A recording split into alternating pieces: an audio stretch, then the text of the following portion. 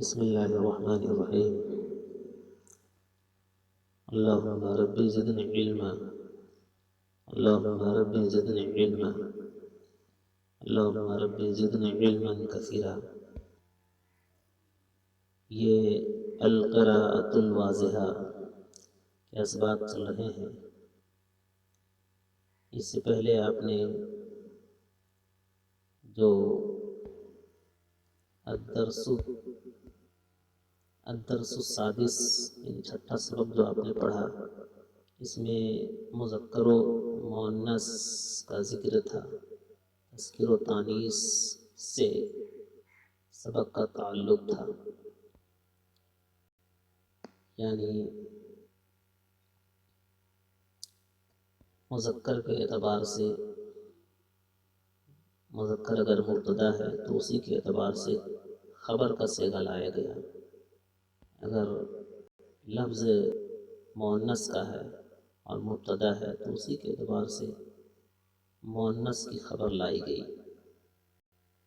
جیسے الولدوں کے لحاظ سے مسرور کا لفظ آیا، البنتوں کے لحاظ سے مسرورۃ کا لفظ آیا، تلمیذوں کے لحاظ سے نشیطن کا لفظ آیا، تلمیذتوں کے لحاظ سے نشیطۃ کا لفظ آیا، وغیرہ وغیرہ۔ یعنی تذکیر و تانیث یعنی مذکر و مؤنث سے چھٹا سبق کا تعلق تھا۔ ساتواں سبق جو ہے اس میں معرفہ اور نکرہ کا لحاظ کیا گیا ہے، یعنی معرفہ اور نکرہ کو قابل غور اس سبق میں قابل غور ہے، اور نکرہ اور معرفہ ہی سے بحث ہے اگر دیکھا جائے تو۔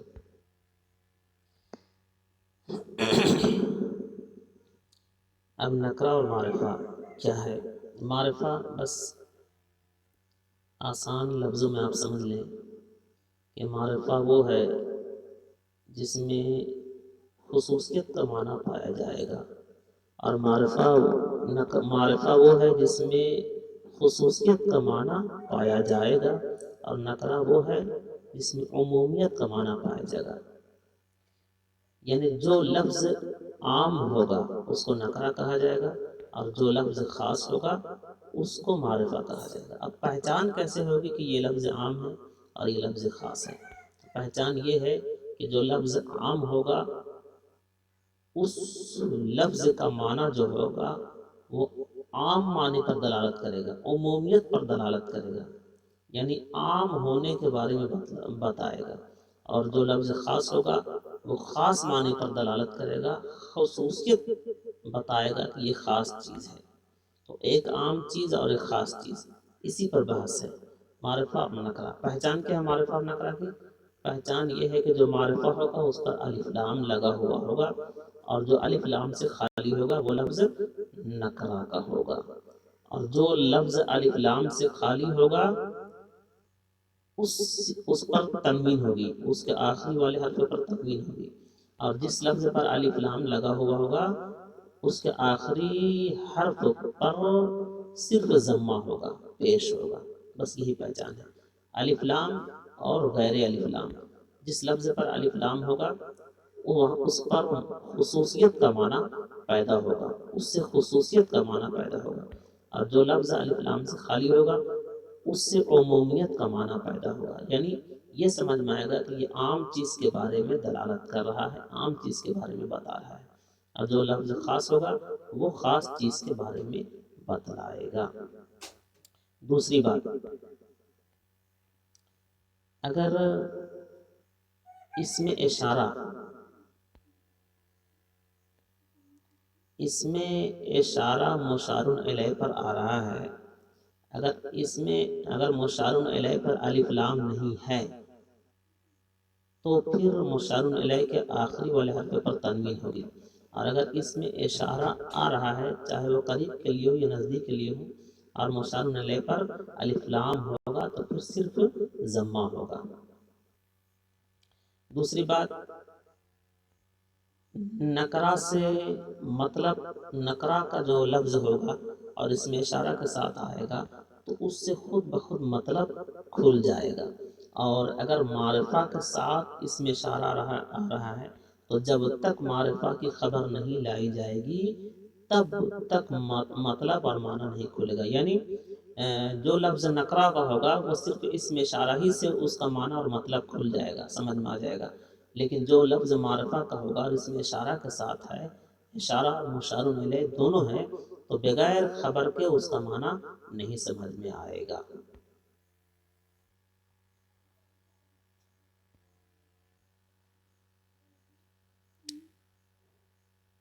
جیسے آپ دیکھ رہے ہیں شجرون، الشجروں سے لے کر الحماموں تک، تو شجرون سے لے کر الحمام تک، تو شجر یہ نکرہ ہے، الشجر معرفہ ہے، الحمام یہ معرفہ ہے.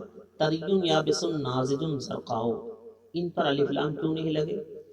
تو اس کا جواب یہ ہے کہ تریون یابس ناضج زرقاء یہ سب صفت ہے، اور شجرون سے لے کر الحمام تک یہ الفاظ جو ہیں یہ موصوف بن کر آتے ہیں، یہ موصوف بن کر آتے ہیں، اور موصوف پر کبھی الف لام ہوتا ہے کبھی نہیں ہوتا ہے.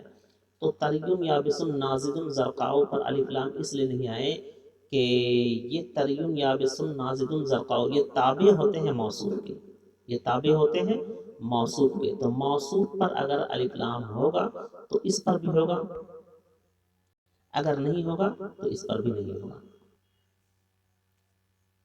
حالانکہ تریون یابس ناضج زرقاء پر الف لام نہیں ہوتے ہیں، لیکن میں سمجھانے کے طور پر میں نے کہا. لیکن جو لفظ صفت کے ہوتے ہیں وہ موصوف کے تابع ہوتے ہیں، موصوف کے تابع ہوتے ہیں.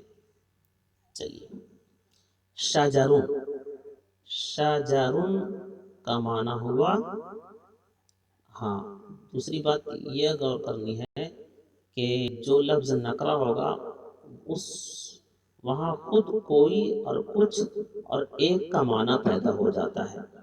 آپ چاہے اس کا ترجمہ کریں یا نہ کریں، لیکن ذہن میں جو ہے ایک یا کچھ یا کوئی کا معنی پیدا ہو جاتا ہے. جو لفظ معرفہ کا ہوتا ہے اس سے مخصوص چیز کا لحاظ کیا جاتا ہے، مخصوص چیز سمجھی جاتی ہے. جیسے شجرون کا معنی درخت ہوا، اور یہ لفظ نکرہ کا ہے، یہ لفظ نکرہ کا ہے.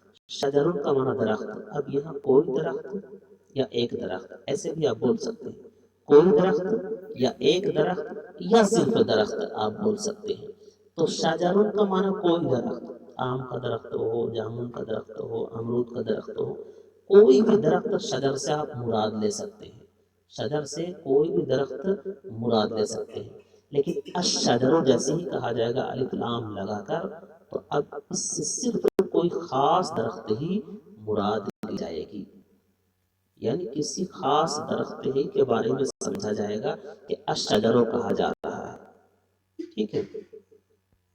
اب یہاں الشجر جیسے ہی بولیں گے تو یا تو امرود کا درخت مراد لیں گے آپ، یا پھر جامن کا، یا پھر آم کا، لیکن صرف ایک ہی درخت کے بارے میں کہا جائے گا.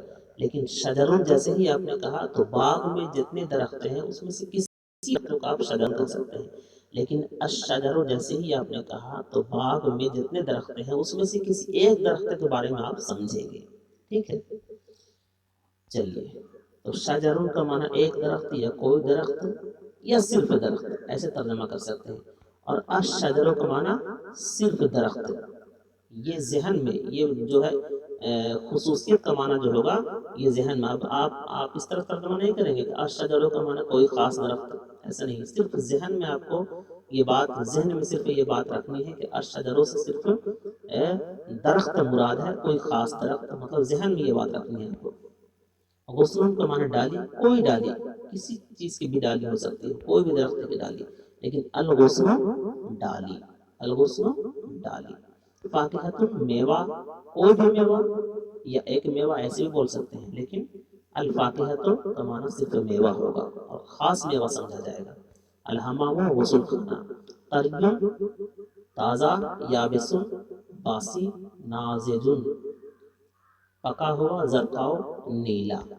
اب دیکھیں آپ، ھذا شجرون یہ ایک درخت ہے. لیکن ایک بات آپ ذہن نشی کر لیں کہ جب نکرہ پر اس میں اشارہ لگ جاتا ہے تو اب اشارہ کی وجہ سے کسی ایک ہی درخت کو، کسی خاص درخت کو ہی کہا جائے گا۔ تو شجرہ جب اس میں اشارہ لگ جاتا ہے تو پھر نکرہ جو ہے خاص ہو جاتا ہے، نکرہ جو ہے خاص ہو جاتا ہے، یعنی خاص معنی پیدا ہوتا ہے اس سے، اور مطلب خود بخود سمجھ میں آ جاتا ہے۔ جیسے ھذا شجر، یہ ایک درخت ہے، یہ ایک درخت ہے۔ اب یہاں کوئی وغیرہ نہیں کہہ سکتے آپ، یہ ایک درخت ہے۔ اب یہاں سمجھانے کی ضرورت نہیں ہے کہ کیسا درخت ہے، یہ ویسا ہے ویسا ہے۔ تو ھذا کے ساتھ جب اس میں اشارہ لگ گیا تو مطلب بھی کھل جاتا ہے۔ لیکن دیکھیں آپ، ھذا الشجر، یہ درخت، اب یہ معرفہ کے ساتھ آیا تو جب تک یہاں پر خبر نہیں لائیں گے تب تک اس کا مطلب نہیں کھلے گا۔ جیسے مطلب کھولنے کے لیے ھذا الشجر طویل، یہ درخت لمبا ہے، یہ درخت لمبا ہے۔ بات سمجھ میں آ گئی؟ یعنی اگر نکرہ تھا لفظ، اس کے ساتھ اس میں اشارہ لایا آپ نے تو مطلب اور معنی خود بخود کھل جاتا ہے۔ لیکن اگر لفظ معرفہ کا تھا اور اس میں اشارہ آپ نے لایا تو مطلب نہیں کھولے گا جب تک آپ خبر نہیں لائیں گے تب۔ جیسے طویل خبر کا صیغہ ہے، طویل جو ہے ھذا الشجر کا مطلب کس نے کھولا؟ طویل نے کھولا۔ ھذا غصن، ھذا غصن، یہ ایک ڈالی ہے یا یہ ڈالی ہے، ایسے بھی بول سکتے ہیں۔ ھذا الغصن، یہ ڈالی، یہاں صرف اس کا معنی ہوگا یہ ڈالی۔ اب کیسا ہے، کیسی ہے؟ ھذا الغصن طری، یہ ڈالی تازی ہے، یہ ڈالی تازی ہے۔ ذالک غصن، وہ ڈالی ہے، وہ شاخ ہے۔ ذالک الغصن، وہ شاخ ہے۔ ذالک الغصن یابس، وہ شاخ باسی ہے، وہ ڈالی باسی ہے۔ ایک چیز آپ ذہن نشی کر لیں گے کہ جو لفظ، کچھ لفظ ایسے ہیں جو عربی میں مؤنث ہوتے ہیں لیکن اردو میں مذکر ہوتے ہیں، کچھ لفظ ایسے ہیں جو عربی میں مذکر ہوتے ہیں لیکن اردو میں مؤنث ہوتے ہیں۔ جیسے آپ دیکھیں غصن، یہ عربی میں مذکر کا صیغہ ہے، یہ اگر مؤنث کا صیغہ ہوتا پھر غصنۃ کہا جاتا تو اس کے لیے تریۃ لانا پڑتا۔ تو غصن جو ہے یہ عربی میں مذکر ہے لیکن اسے اردو میں ہم مؤنث استعمال کرتے ہیں، ڈالی مؤنث استعمال کرتے ہیں۔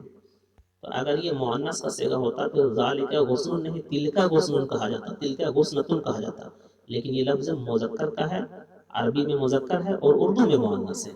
چلیے، ذالک غصن، وہ ڈالی ہے، ذالک الغصن، وہ ڈالی، ذالک الغصن یابس، وہ ڈالی باسی ہے۔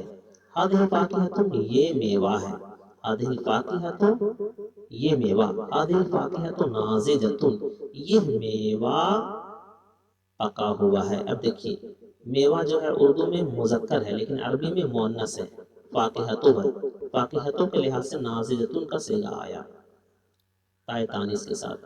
تلک سبورۃ، وہ بلیک بورڈ ہے، تلک سبورۃ، وہ بلیک بورڈ، تلک سبورۃ سوداء، وہ بلیک بورڈ کالا ہے۔ تلک ستارۃ، وہ پردہ ہے، تلک ستارۃ، وہ پردہ، تلک ستارۃ زرقاء، وہ پردہ نیلا ہے۔ کچھ مشق ہے، دیکھیں تمرین کا معنی مشق۔ ھذا بیت، یہ ایک گھر ہے، فی ھذا البیت، فی ھذا البیت، اس گھر میں، فی کے معنی میں، ھذا کا معنی یہ، بیت کا معنی گھر۔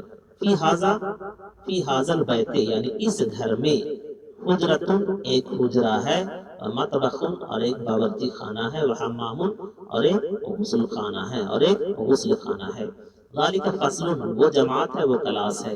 فی ذالک الفصل، اس کلاس میں، فی ذالک الفصل، فی کے معنی میں، ذالک کا معنی وہ ہوتا ہے لیکن جب فی اور ذالک مل جاتا ہے تو اس کا معنی پیدا ہوتا ہے، یعنی اس میں، فی ذالک الفصل، اس کلاس میں، مدرس، ایک مدرس ہے، ایک ٹیچر ہے، وتلمیذ، اور ایک شاگرد ہے، اور ایک اسٹوڈنٹ ہے۔